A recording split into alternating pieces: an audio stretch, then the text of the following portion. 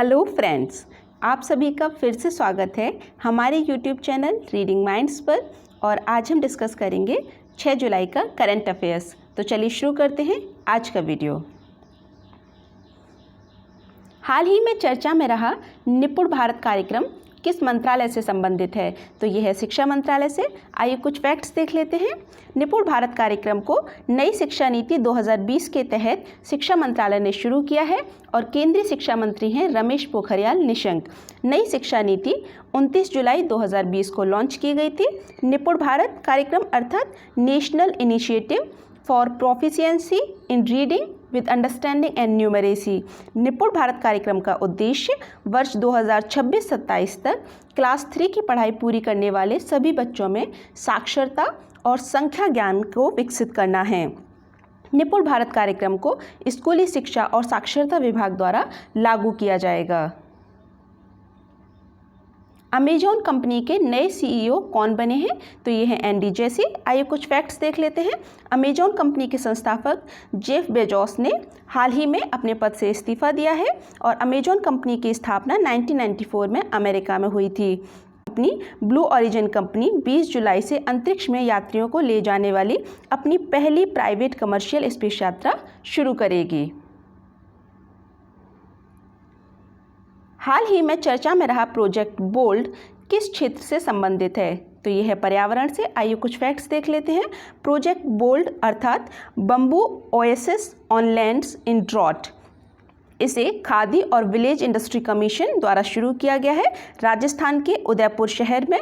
Project bold का मुख्य उद्देश्य शुष्क और अर्धशुष्क क्षेत्रों में बांस की खेती को विकसित करना है, जिससे मरुस्थलीकरण को रोका जा सके और जनजातीय क्षेत्रों में व्यक्तियों की आजीविका भी बढ़ाई जा सकेगी। हाल ही में सबसे कम उम्र के ग्रैंड मास्टर कौन बने हैं? तो ये हैं अभिमन्यु मिश्रा। आइए कुछ फैक्ट्स देख लेते हैं। भारतीय अमेरिकी अभिमन्यु मिश्रा 12 साल 4 महीने की उम्र में विश्व के सबसे कम उम्र के ग्रैंड मास्टर बने हैं। उन्होंने यूक्रेन के सर्गेई कर्जाकिन का रिकॉर्ड तोड़ा है, जिन्होंने यह खिताब 12 साल 7 माह में हासिल किया था। फिडे चेस प्रतियोगिताएं आयोजित कराने वाली विश्व की सबसे बड़ी अंतर्राष्ट्रीय संस्था है। इंटरनेशनल चेस फेडरेशन फिडे का मुख्यालय लुसाने स्विट्जरलैंड में स्थित है और फिडे की स्थापना वर्ष 1924 में हुई थी। कोविन ग्लोबल कॉन्क्लेव का आयोजन किस देश में किया जा रहा है? तो ये है भारत। आइए कुछ फैक्ट्स देख लेते हैं। कोविन प्लेटफॉर्म को भारत में कोरोना वैक्सीन के रियल टाइम मॉनिटरिंग और रजिस्ट्रेशन के लिए शुरू किया गया ये पोर्टल था और विश्व के विभिन्न देशों को भारत ने हाल ही में कोविन डिजिटल प्लेटफॉर्म का ओपन सोर्स संस्करण प्रदान करने की घोषणा की है। हाल ही में किस देश ने अपना 245वां स्वतंत्रता दिवस मनाया है? तो ये है अमेरिका। आइए कुछ फैक्ट्स देख लेते हैं। अमेरिका के पहले राष्ट्रपति थे जॉर्ज वॉशिंगटन।